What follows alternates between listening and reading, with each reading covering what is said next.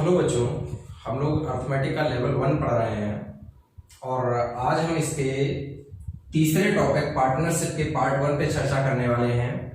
देखिएगा, पार्टनरशिप बहुत आसान टॉपिक होता है क्योंकि इसमें एक ही कॉन्सेप्ट के माध्यम से सभी सवाल सॉल्व किए जाते हैं।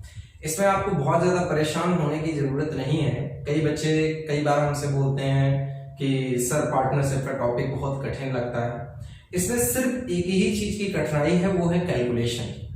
अगर आप लोग अपना कैलकुलेशन अच्छा कर लेंगे तो आपको कभी ये टॉपिक कठिन नहीं लगेगा, क्योंकि अन्य टॉपिक में क्या होता है बच्चों की क्वेश्चन में बहुत ज्यादा वेरिएशन होता है, अलग अलग कैटेगरी होती है। इसमें क्वेश्चनों की बहुत ज्यादा कैटेगरी नहीं है, बस एक ही कैटेगरी को अलग अलग ढंग से आपको दिखा के प्रश्न बनाए जाते हैं और प्रश्न पूछे जाते हैं। बस आपको अच्छे तरीके से कॉन्सेप्ट समझना है। एक बार आपको कॉन्सेप्ट पढ़ा दिया जाएगा तो आपको कभी इस टाइप के क्वेश्चनों में कोई कंफ्यूजन नहीं होगा। अब हम लोग क्वेश्चनों पे चर्चा करते हैं। टाइप बाय टाइप मैं आपको क्वेश्चन बताता जाऊंगा, आप लोग अच्छी तरीके से समझते जाइएगा। अगर आपको किसी भी प्रश्न में कोई इस टॉपिक के प्रश्न में आपको दिक्कत आती है तो आप वीडियो को दोबारा से प्ले करके देखें ताकि आपको कोई डाउट ना रह जाए। तो अब हम क्वेश्चन पे चर्चा करते हैं। हाँ तो बच्चों, अब हम अपने चैप्टर के पहले प्रश्न पे चर्चा करते हैं। अच्छा, पहला प्रश्न समझाने के पहले थोड़ा कॉन्सेप्ट के बारे में आपको हम बता देना चाहते हैं। देखो बच्चों, आपके पार्टनरशिप के टॉपिक में जो कॉन्सेप्ट हमें अप्लाई करना है वो ये लिखा हुआ है कि लाभ जो होता है वो डायरेक्टली प्रोपोर्शनल होता है पूंजी और समय पर।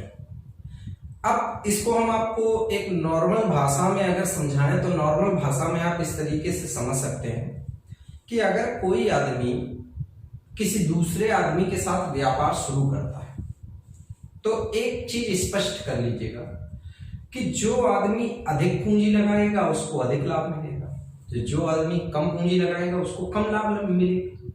मतलब एक बात स्पष्ट हो गई कि लाभ डिपेंड करेगा पूंजी पर। ज्यादा पूंजी ज्यादा लाभ, कम पूंजी कम लाभ। एक ये पॉइंट हो गए। अब अगला पॉइंट सोचिएगा कि जो जितने ज्यादा समय तक व्यापार करेगा उसका उतना ज्यादा मुनाफा होगा, जो कम समय तक व्यापार करेगा उसका मुनाफा कम होगा। तो मतलब लाभ समय पर डिपेंड करता है। तो सीधा हो गया सर कि लाभ आपका पूंजी और समय दोनों पर निर्भर करता है। ज्यादा पूंजी ज्यादा लाभ, कम पूंजी कम लाभ, ज्यादा समय ज्यादा लाभ, कम समय कम लाभ। तो लाभ आपका पूंजी और समय पर निर्भर करेगा। तो आपको हर प्रश्न में यही कॉन्सेप्ट लगाना है, जरा ध्यान दीजिए। जैसा कि इस सवाल में यहां पर देखिएगा 3 साझेदार एबीसी दिए गए हैं। हम भी यहाँ पर 3 साझेदार ए बी सी लिख लेते हैं। अब बच्चों, प्रश्न को सरल बनाने के लिए मैं आपको एक बात बता देना चाहता हूं कि हमें रेशियो बनाना होता है और लाभ का रेशियो जब आपको बनाना है तो जो आपके यहाँ पे कॉमन जीरो होंगे वो आप लोग नहीं लिखेंगे, आप सीधे रेशियो लिखेंगे। तो यहाँ पर 3 साझेदार ए बी सी एक व्यापार में 45,000, 70,000 और 90,000 का निवेश करते हैं। तो 45,000 का बच्चों में 45 लिखूंगा, 70,000 का 70 और 90,000 का 90 लिखा, ठीक है। और इनको 2 वर्ष बाद लाभ हुआ है 36,900। अब यहां पर आप पूंजी लिख चुके हैं तो आप किसकी जरूरत है? टाइम की। तो टाइम यहां पे 2 वर्ष, यहां पे भी 2 वर्ष और यहां पे भी 2 वर्ष, ठीक है बच्चों। अब रेशियो बनाने में एक चीज का विशेष ध्यान देना है कि जो चीजें कॉमन होती हैं वो काट दी जाएंगी। देखो 2 कॉमन है तो 2 कट गया। अब 5 से यहां पे सिंप्लीफाई करेंगे तो 5 से ये 9 बार कटेगा, 5 से काटेंगे तो ये 14 बार कटेगा, 5 से इसे काटेंगे तो ये 18 बार कटेगा। तो हमारा जो लाभ का अनुपात बच्चों यहां पर बनेगा वो कितना बन रहा है? 9, 14 और कितना? 18। अब इसको जोड़ लीजिएगा, 18 और 14 आपका 32 हो गया। 32 और 9 जब आप जोड़ेंगे तो 32 और 9 कितना हो गया? 41। आपके हिसाब से पूरा लाभ हो रहा है 41 और सवाल में बच्चों लाभ दिया गया है 36,900। 41 की वैल्यू देखिएगा 36,900 दे रखी है। अब यहां पर सॉल्व करेंगे, जैसे ही 41 से आप इसे बच्चों काटेंगे तो 9 बार कट जाएगा। 1 की वैल्यू कितनी आ गई? 900। अब अगर 1 की वैल्यू 900 रुपए आ गई, हमसे पूछा गया है a का भाग। बताओ बच्चों, a का भाग यहाँ पे कितना दिया गया है? 9। तो बताओ फिर 1 की वैल्यू अगर 900 तो 9 की वैल्यू 8100। ये बच्चों आपका हो गया आंसर। बताइए कहीं कोई आपको कठिनाई हुई? बड़े आसानी से आपको ये प्रश्न समझ में आ गया। पूंजी गुणा समय बराबर लाभ, तरीका क्लियर हो गया होगा। अगर आपको कहीं कोई डाउट है तो आप दोबारा से वीडियो प्ले करके देख सकते हैं, आपका डाउट क्लियर हो जाएगा। अब हम नेक्स्ट क्वेश्चन पे चर्चा करते हैं। हाँ तो बच्चों, अब हम अपने दूसरे क्वेश्चन पे चर्चा शुरू करते हैं। देखिएगा दूसरा क्वेश्चन किस तरीके से हम लोगों को करना है। दूसरे क्वेश्चन में यहाँ पर देखिएगा जानकारी दी गई कि मिथिलेश 48,000 निवेश करके व्यापार आरंभ किया। 7 महीने बाद 56,000 की पूंजी लगाकर विद्या भी इस व्यापार में साझेदार हो गई। वर्ष के अंत में अगर 5,885 रुपए का लाभ हुआ तो विद्या को कितना धन प्राप्त होगा, ये प्रश्न पूछा गया। अब जरा यहाँ पे गौर करने वाली बात यह है कि विद्या तो व्यापार में बाद में आई, तो व्यापार शुरू किसने किया? मिथिलेश ने। चलो यहाँ पर मैं मिथिलेश और विद्या 2 कैंडिडेट मान लेता हूं। मिथिलेश 48,000 का निवेश करेगा और विद्या 56,000 का निवेश करेगी आकर, अभी उसे किया नहीं। अच्छा, जब मिथिलेश व्यापार शुरू किया तो मिथिलेश को व्यापार में पूरे के पूरे 12 महीने मिले, लेकिन विद्या ने जो पैसे लगाए हैं वो 7 महीने बाद लगाए। साल में 12 महीने होते, तो 12 महीने में जब 7 महीने बाद विद्या आई है तो विद्या के पास केवल कितने महीने हैं? 5 महीने हैं। यहां पर विद्या 5 महीने बिजनेस करेगी। अब यहाँ पर रेशियो बना लीजिएगा, जो कॉमन हो काट दीजिएगा। 8 से काटेंगे तो 8 × 48, 8 × 7 = 56। रेशियो बनेगा तो 12 × 72 अनुपात 7 × 35। ठीक है बच्चों। अब यहां पर आप देखेंगे आपके हिसाब से जो टोटल लाभ बन रहा है तो टोटल लाभ बनेगा 107। और सवाल में लाभ दिया गया है बच्चों, कितना दिया गया है आपको? 5,885। तो ये 5,885। जैसे ही बच्चों आप इससे इसे सॉल्व करेंगे तो ये 77 टाइम सिंप्लीफाई हो जाएगा। सॉरी, यहाँ पे सॉल्व करेंगे तो यहाँ पर आप पहली बार काटेंगे तो 5 टाइम सिंप्लीफाई होगा, फिर ये 5 टाइम सिंप्लीफाई होगा। ठीक, तो ये आपका कितने बार सिंप्लीफाई हो गया? 55 बार सिंप्लीफाई हो गया। ठीक है। अब अगला पॉइंट यहाँ पर देखते हैं। हमसे यहाँ पर जो शेयर पूछा गया है वो किसका शेयर पूछा गया है? विद्या का। विद्या का शेयर पूछा गया है। तो अब आप यहाँ पर विद्या का शेयर निकालेंगे तो विद्या का शेयर क्या है? 35। तो जब एक की वैल्यू 55 हो गई तो यहाँ पर आप 35 की वैल्यू जब निकालेंगे बच्चों तो यहाँ पर आप सॉल्व करेंगे तो 55 × 35। ठीक, सॉल्व करिएगा। 35 से जब आप सिंप्लीफाई करेंगे तो 35 × 175 होता है। तो बच्चों आप यहाँ पर पहले 5 लिखेंगे, आपका 17 यहाँ पर हासिल हो जाएगा। फिर यहाँ पर 35 × 5 = 175, 175। दोनों को जोड़ेंगे तो 7 × 5 = 12 का 2 आया। ये आपका कितना आ गया बच्चों? 9 आ गया। और ये कितना आ गया? 1। इसका मतलब विद्या का यहाँ पर शेयर कितना आया? 1925 रुपए। तरीका क्लियर हो गया होगा आपको। आपने देखेगा पार्टनरशिप के चैप्टर में बस एक ही चीज गौर करेंगे, सिर्फ कैलकुलेशन यहाँ पर ज्यादा होगा, बाकी कॉन्सेप्ट कोई बहुत कठिन नहीं है। कॉन्सेप्ट सिर्फ इतना है, पूंजी गुणा समय, पूंजी गुणा समय।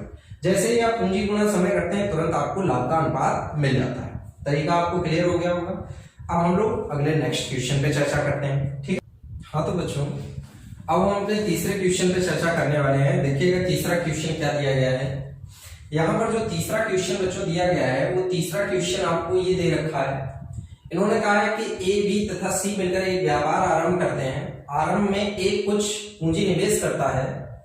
6 माह बाद बी ए से दोगुना धन लगाकर व्यापार में शामिल हो जाता है तथा इसके 2 माह बाद सी बी से 3 गुना धन लगाकर व्यापार में शामिल हो जाता है। यदि वर्ष के अंत में कुल लाभ 45,000 रुपए का है तो सी का भाग ज्ञात करो। तो देखो इस प्रश्न को आप लोग कैसे सॉल्व करोगे या कैसे लगाओगे।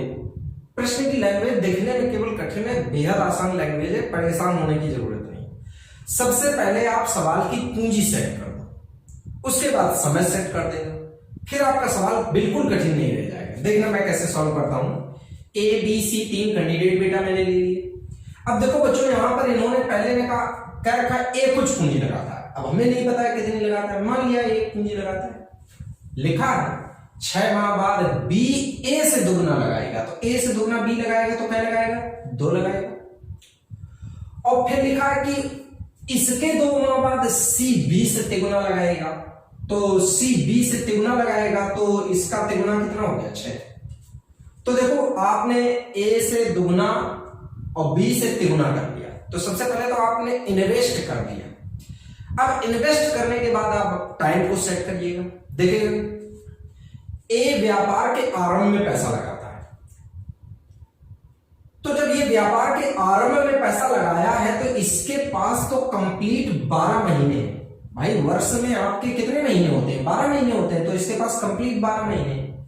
लेकिन बी ने पूंजी 6 महीने बाद लगाई, तो इस बात को समझ लीजिएगा कि अगर कोई आदमी 6 महीने बाद व्यापार में आया है तो उसके पास व्यापार में बचे कितने महीने? 6 महीने, तो इसकी पूंजी केवल 6 महीने तक ही चलेगी।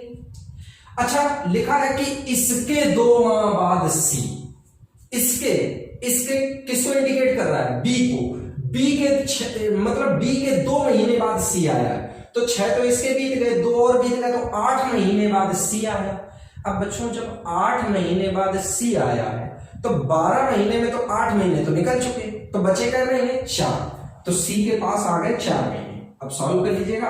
यहां पर अगर आप देखेंगे तो पूरे में 6 कॉमन है, 6 और 6 दूनी 12, और देखिएगा कॉमन बन रहा है 2 एकम 2, 2 एकम 2, 2 दूनी 4। तो बताओ बच्चों यहां पर आपके लाभ का अनुपात बना 1:1:2। हमारे हिसाब से अगर टोटल लाभ देखा जाए तो लाभ कितना? 4, और सवाल का लाभ यहां पर बच्चों दिया गया है 45,000, तो 4 की वैल्यू यहां पर लिख लीजिएगा 45,000। सॉल्व करिएगा। 4 से अगर काटेंगे तो 4 एकम 4 कितना आया? फिर 4 एकम 4, फिर यहां पर आपका 10 हो गया, 4 दूनी 8, 4 पंचे 20, आपका कितना आ गया? 11,250। ये 11,250 जो वैल्यू निकली है ये तो 1 की वैल्यू है, लेकिन हमसे पूछा गया है सी का भाग, तो सी का भाग यहां पर कितना दिया गया है? 2। तो जैसे ही आप यहां पर 2 की वैल्यू निकालोगे तो 2 की वैल्यू बेटा आपकी निकलेगी 22,500। तरीका क्लियर हो गया होगा किस तरीके से आपको ये सवाल लगाना है। आपको बड़े आसान तरीके से ये सवाल समझ में आ गया होगा। अब मैं आपको बच्चों अगला क्वेश्चन बताता हूं, ठीक है? हाँ तो बच्चों अब हम अपने क्वेश्चन 4 पे चर्चा करने वाले हैं। देखिए जो ये क्वेश्चन 4 लिखा हुआ है इसको अच्छे तरीके से समझिएगा। ये थोड़ा सा अलग टाइप का प्रश्न है, थोड़ा ध्यान दीजिएगा। 3 साझेदार एबीसी एक व्यापार में 50,000 का निवेश करते हैं। ए बी से 4,000 अधिक, बी सी से 5,000 अधिक लगाए और वर्ष के अंत में 35,000 का लाभ हुआ, तो बी का भाग क्या था? देखो यहां पे थोड़ा सा पूंजी को अलग ढंग से वितरित किया गया है। आपको एक साथ अमाउंट दे रखा है, 3 साझेदार एबीसी 50,000 का निवेश करते हैं, ठीक। फिर उनके बारे में बताया कौन किससे कम ज्यादा लगाता है, फिर ये अलग मैटर है। अब इस सवाल को आप कैसे लगाओगे, कैसे सॉल्व करोगे, वो तरीका मैं आपको समझाता हूं। थोड़ा सा लॉजिकली अगर हम लोग इस सवाल को लगा ले तो मजा आ जाएगा। ध्यान देना, हम यहाँ पर 3 कैंडिडेट ए बी सी आपके सामने लिखते हैं। अच्छा थोड़ा मैं आपके माइंड को सेट करने की कोशिश करता हूं। 50,000 को आप 50 बोलोगे, 4,000 को आप 4 बोलोगे और 5,000 को 5 बोलोगे। मतलब 1000 नहीं बोलना है। 50,000 को 50, 4,000 को 4 और 5,000 को 5। मान लिया कि 50 का इन्वेस्ट करना है। अब 50 का इन्वेस्ट करना कैसे? कह रहा है कि ए बी से 4 जाता और बी सी से 5 जाता है। तो दिमाग लगाओ कि जितना भी सी लगाएगा, कितना लगाएगा नहीं पता, लेकिन सी से बी 5 ज्यादा लगाएगा, तो एक्स्ट्रा कितना हो गया? 5। और जितना भी बी लगाएगा उससे ये 4 ज्यादा लगाएगा, तो अगर 4 और बढ़ा दें तो कितना हो गया? 9।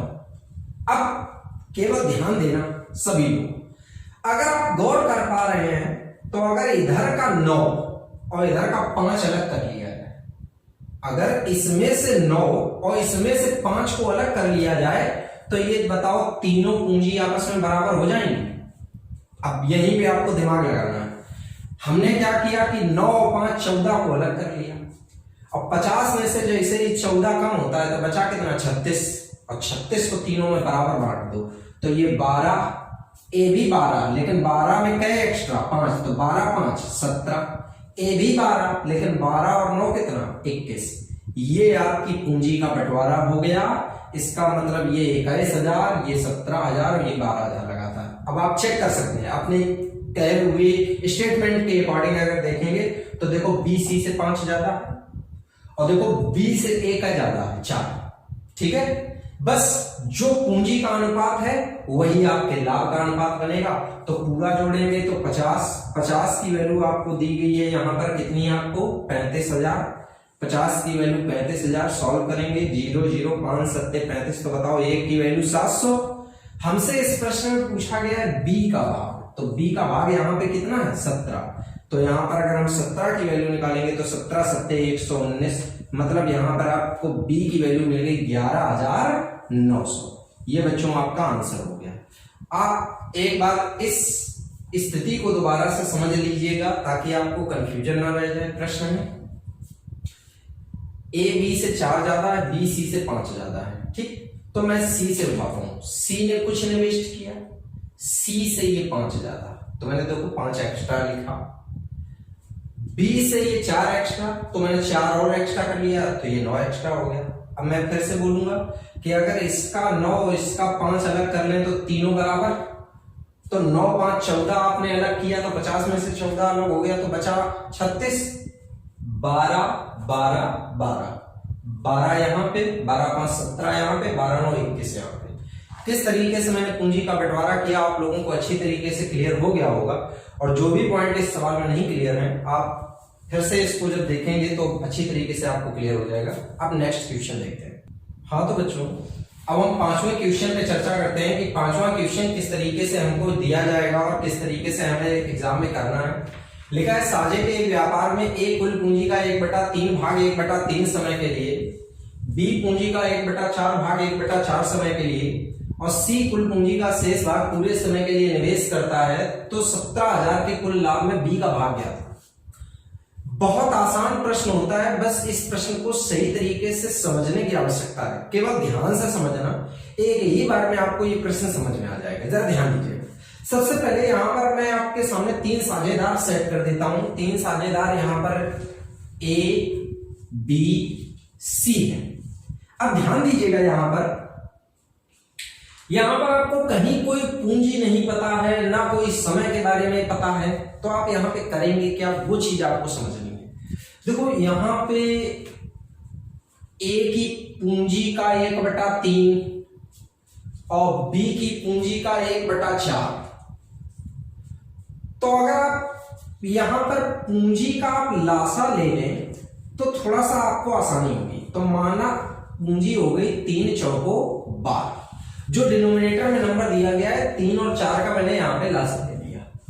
अब इसी प्रकार से यहां पर देखो 1/3 समय और यहां पर आपका 1/4 समय, तो समय का भी आप लासा ले लीजिएगा।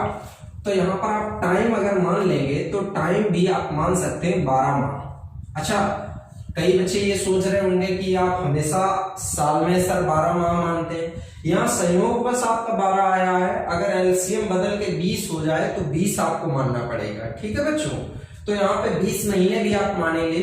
अगर एलसीएम के अकॉर्डिंग आप यहाँ पे नंबर लिखेंगे, यहाँ पे एलसीएम हमारा 3 चौको 12 आया, इसलिए मैंने 12 लिखा। ठीक है, अब यहाँ पर सवाल लगाना शुरू करो, जरा गौर करो। इन्होंने बोला है अपने सवाल में कि ए कुल पूंजी का 1/3 भाग लगाता है। अब थोड़ी देर के लिए मैंने माना कि 12 रुपए पूंजी और 12 रुपए में 1/3 ए लगाई, तो अगर 12 रुपए का 1/3 निकालोगे तो 4 रुपए बने।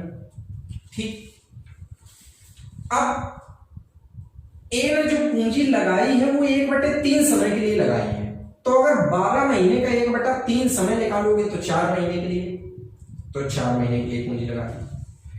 अब बी के बारे में चर्चा करो। बी ने 1/4 पूंजी लगाई है, तो 12 रुपए का 1/4 निकालोगे तो 3 रुपए निकले, और इसने केवल और केवल 1/4 समय इस्तेमाल किया पूंजी का, तो 1/4 समय अगर लगाएगा तो 3 महीने तक पूंजी लगाएगा। अब सी पे आ जाओ। लिखा है कि सी कुल पूंजी का शेष भाग का मतलब जो ए बी से बच गया वो सी ने लगाया। तो ये बताओ 12 में से 4 इसने लगाए, 3 इसने लगाए, 7 लग गए, तो बचे कितने 5। इसने 5 पूंजी लगाई और लिखा क्या है, पूरे समय के लिए पैसा लगाया। पूरा समय मतलब कितने महीने, 12 महीने के लिए पैसा लगाया। तो पूरे 12 महीने सॉल्व कर दो। अब यहाँ पर आप इसको बड़े अच्छे तरीके से सॉल्व करके लिखिएगा बच्चों। यहाँ पर रेशियो बनेगा ये 16:9:60। अगर आप सबको जोड़ेंगे तो आपके हिसाब से पूरा योग बना 85। 85 की वैल्यू दे रखी है कितनी, 1 लाख, यहाँ पे सॉरी 17,000। जरा ध्यान दीजिएगा, 85 से अगर हम सॉल्व करेंगे तो 85 दूना 170, तो बताओ एक की वैल्यू बच्चों कितनी आ गई, 200। अब अगर आपको एक की वैल्यू 200 मिल गई है तो यहां पर आपसे शेयर किसका पूछा गया है, बी का। तो जब बी का शेयर पूछा गया है तो यहां पर बी का शेयर बच्चों कितना है आपका, 9।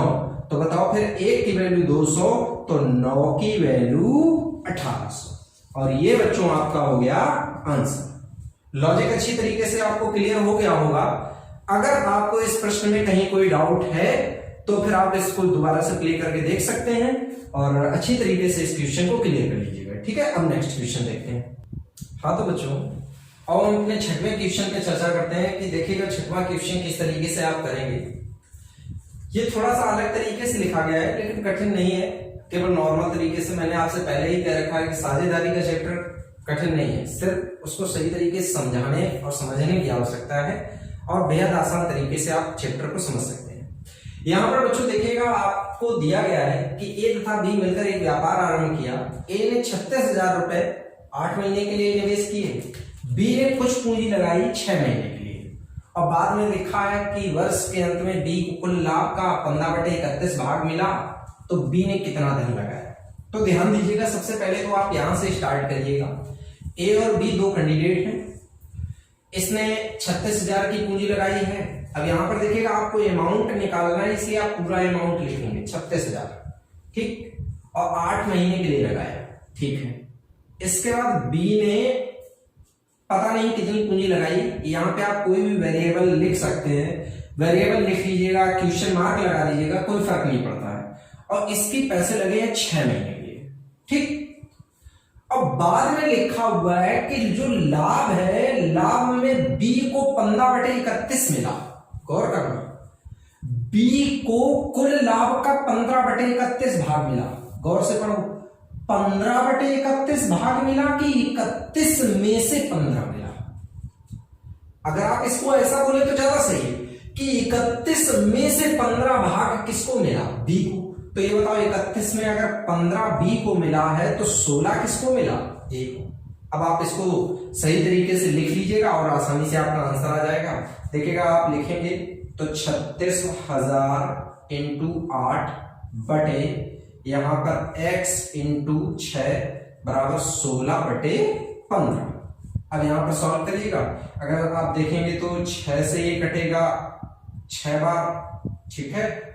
और अगर हम सिंप्लीफाई करेंगे 15 8 से काटेंगे तो 8 दूनी 16। अब यहां पर ध्यान दीजिएगा और थोड़ा सॉल्व होगा तो यहां पर देखो इसका इससे गुणा हो जाएगा तो 2x, और यहां पे 15 छक्का 90,000, ठीक है। तो बताओ फिर x की वैल्यू यहां पर कितनी निकली, 45,000। इसका मतलब बच्चों यहां पर b ने कितना इन्वेस्ट किया है, 45,000। तरीका आपको अच्छी तरीके से क्लियर हो गया होगा, कहीं कोई कंफ्यूजन नहीं होना चाहिए। एक बार मैं रिपीट करता हूं कि ए ने 36,000 8 महीने के लिए लगाए थे, बी ने कुछ पूंजी 6 महीने के लिए लगाई, और बी को कुल लाभ का 15/31 मिला, मतलब 31 में से 15 बी को मिला। तो 15 अगर बी को तो 16 ए को। रेशियो के फॉर्म में इसको लिख लो, 36,000 इंटू 8 एक्स इंटू 6 बराबर 16/15, ठीक। इतना लिखने के बाद आप इसको जब सिंप्लीफाई करेंगे तो 2x की वैल्यू आपको 90,000 मिलेगी, तो x की वैल्यू कितनी आ गई, 45,000। लॉजिक क्लियर हो गया होगा आप लोगों को। अब हम लोग नेक्स्ट क्वेश्चन पे चर्चा करते हैं। हाँ तो बच्चों, अब हम अपने प्रश्न नंबर 7 पे चर्चा करने वाले हैं। ये थोड़ा सा अलग तरीके का प्रश्न लिखा हुआ है कि यहाँ पे रेशियो देकर रेशियो के बारे में ही चर्चा की गई है। प्रश्न में बताया गया कि एक व्यापार में 3 साझेदार ए 3 साझेदारों के लाभ का अनुपात 5, 7, 8 है। इनका धन क्रमशः 14 महीने, 8 महीने, 7 महीने के लिए निवेशित रहा, तो इनकी पूंजियों का अनुपात क्या है। देखिएगा, अगर हमने इसको सही तरीके से ना लगाया तो ये प्रश्न बहुत लंबा हो जाएगा, और अगर थोड़े से हमने दिमाग का इस्तेमाल कर लिया तो केवल एक स्टेप में हम लोग सवाल सॉल्व कर सकते हैं। अब वही स्टेप मैं आपको समझाऊंगा, जरा गौर, जरा इस चीज को अब हम लोगों को समझना है कि ये देखिएगा लिखा क्या है मैंने। कि लाभ बराबर पूंजी गुणा समय। हम लोग जितने भी सवाल अभी तक लगाए उस हर सवाल में एक ही बात तो लिखते रहे, लाभ बराबर पूंजी गुणा समय, मतलब रेशियो के फॉर्म में लिखते रहे, लेकिन लगाने का मेथड यही तो रहा, पूंजी गुणा समय।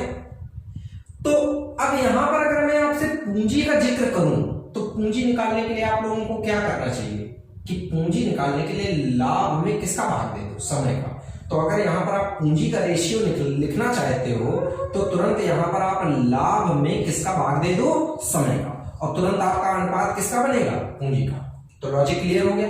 तो अब इसी लॉजिक का आप लोगों को इस्तेमाल करना है। जरा ध्यान देंगे सभी लोग किस तरीके से आप इस सवाल को लगाएंगे, जरा गौर करिएगा। जैसा कि सवाल में यहां पर 3 साझेदार हैं, फर्स्ट, सेकेंड, थर्ड, ये 3 साझेदार मैंने क्रिएट कर दिया आपके सामने। सबसे पहले आप लोग यहां पर लाभ लिखो, 5:7:8। ये आपने क्या लिखा, लाभ, और लाभ के बटे में क्या जाएगा, समय। तो समय इसका क्या है, 14, इसका क्या है, 8, और इसका क्या है, 7। तरीका आपको क्लियर हो गया। तो अब आपको यहां पर क्या करना है, आपको इनका एलसीएम लेना है। तो जब आप एलसीएम लेंगे, 14, 8, 7 का लासा लेंगे तो आपका लासा आया 56। ठीक, 14 का भाग 56 में 4 बार जाएगा, 4 पंचे 20, अनुपात 8 का भाग 56 में कितने बार, 7 बार, 7 सत्ते 49, फिर 7 का भाग 56 में कितने बार, 8 बार, 8 अट्ठे 64, और ये आपका रहा आंसर। तरीका आप लोगों को क्लियर हो गया होगा।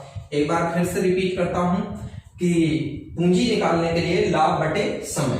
तो लाभ मैंने लिखा 5, 7, 8, फिर इनके समय का जो आपको टाइम दिया गया उसका यहां पर मैंने भाग दिया, ये 14, ये 8, और ये कितना, 7। इसके बाद आप बार बार यहां पर इसमें एलसीएम में भाग देते जाइएगा और गुणा करते जाइए। तो 14 का भाग 4 बार, 4 पंचे 20, 8 का भाग 7 बार, 7 सत्ते 49, 7 का भाग 8 बार, 8 अट्ठे 64, और ये आपका आंसर।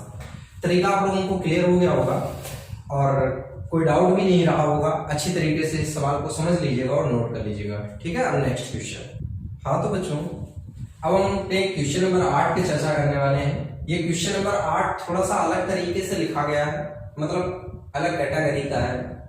तो किस तरीके से आप इस सवाल को लगाएंगे ये मैं आपको समझाता हूं कि कभी भी अगर आपको जानवरों संबंधी कोई प्रश्न लेवल 1 के अकॉर्डिंग अगर मिलता है तो इसी कैटेगरी में मिलता है, और आप इस तरीके के प्रश्न को कैसे सॉल्व करेंगे ये मैं आपको बताता हूं। बेहद आसान प्रश्न है, कोई भी परेशान होने की जरूरत नहीं, बेहद आसान प्रश्न। देखिएगा, आप जितने भी जानवर चराने वाले कैंडिडेट हैं सबसे पहले तो उनको लिख लीजिएगा, A, B, C और D। अब यहां पर देखिएगा आप कौन आदमी कितनी गाय और कितने महीने तक चलाता है। तो A अपनी 18 गाय 4 महीने चलाता है, 18 × 4 अनुपात। B अपनी 25 गाय चलाता है और ये 2 महीने चलाता है, तो 25 × 2। C के बारे में देखो तो 28 गाय 5 महीने चलाता है, 28 × 5। और लास्ट में D देखिएगा 21 गाय 3 महीने चलाता है, तो 21 × 3। बस अब आपको केवल गुणा करना है। तो 18 × 72 अनुपात 50 अनुपात 140 अनुपात 63। कॉमन कुछ भी नहीं है, जब कुछ भी कॉमन नहीं है तो कटने का सवाल ही नहीं। अब यहां पर दिया क्या है, इन्होंने कहा कि A का भाग 3600, तो चरागाह का कुल किराया ज्ञात करो। तो हमें जो वैल्यू दी गई है वो 72 की वैल्यू दी गई है। तो अगर 72 की वैल्यू दी गई है तो यहां पर हम 72 की वैल्यू लिखेंगे, तो 72 की वैल्यू 3600 लिखिएगा। 72 पंचे 360। तो बताओ बच्चों, A की वैल्यू कितनी बन गई आपकी, 50। अब हमें कुल किराया बताना है, तो कुल किराया बताने के लिए सबको पहले जोड़िएगा। तो जब आप सबको जोड़ेंगे तो आप जोड़ेंगे तो ये आपका 72 है, ये आपका 50 है, ये 140 है, ये आपका 63 है। जोड़ लीजिएगा, 3 2 5 यहाँ पर आ रहा है, और यहाँ पर 7 5 12, 12 और 4 16, और 6 कितना, 22 का 2 हो गया, और ये आपका 325 आया। ठीक है, तो अब आप इसको क्या कर सकते हैं कि 325 की वैल्यू निकालेंगे। तो कुल किराया 325 की वैल्यू जब निकालेंगे तो 50 का गुणा होगा 0, यहां से लिखेंगे 0। 5 पंचे 25 का कितना आया, 5। 5 दूनी 10 और 2 12 का कितना आया, 2। 5 दिया 15 1 16। इसका मतलब उस चरागाह का कुल किराया आपका कितना है, 16,250। तरीका क्लियर हो गया होगा आप लोगों को। इस प्रश्न में कोई परेशानी का विषय नहीं, केवल आपको जानवरों की संख्या का समय से गुणा करना है और जो रेशियो बन जाए उस रेशियो के अकॉर्डिंग आपको किराए का बंटवारा करना है। तरीका क्लियर हो गया। अच्छी तरीके से इसको समझ लीजिएगा और नोट कर लीजिएगा, फिर मैं आपको नेक्स्ट क्वेश्चन बताता हूँ। हाँ तो बच्चों, अब हम अपने क्वेश्चन नंबर 9 पे चर्चा करने वाले हैं।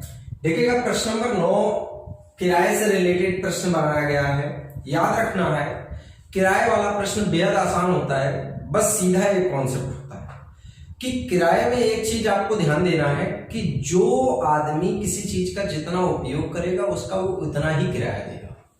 सपोज जैसे कोई दो कैंडिडेट है और उन्होंने कोई गाड़ी रिजर्व की या कोई गाड़ी बुक की और उस गाड़ी में एक आदमी 6 घंटे तक यात्रा किया और एक आदमी 8 घंटे तक यात्रा किया।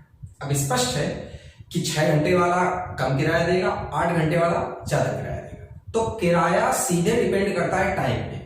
बिल्कुल इसी प्रश्न में आपको यही चीज देखनी है कि यहाँ पे 3 सेल्समैन है आपके और ये किसी होटल में कमरा रेंट पे ले रहे हैं और पहला सेल्समैन इस कमरे में 8 घंटे बिताता है, दूसरा सेल्समैन इस कमरे में 12 घंटे बिताता है और तीसरा सेल्समैन इस कमरे में 14 घंटे बिताता है और टोटल किराया 578। सिंप्लीफाई करो 2 से 4 6 7। हमारे हिसाब से टोटल रेंट का रेशियो बना 17 की वैल्यू दे रखी यहां पर कितनी भैया 578।